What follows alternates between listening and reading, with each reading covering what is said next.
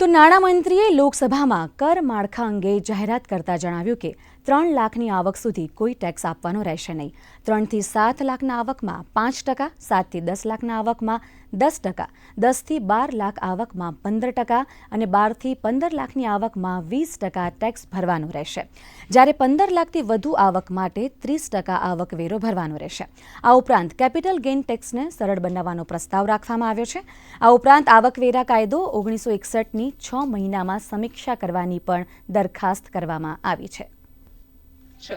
Is proposed to be revised as follows: 0 to 3 lakh rupees, nil; 3 to 7 lakh rupees, 5%; 7 to 10 lakh rupees, 10%; 10 to 12 lakh rupees, 15%; 12 to 15 lakh rupees, 20%; and above 15 lakh rupees, 30%.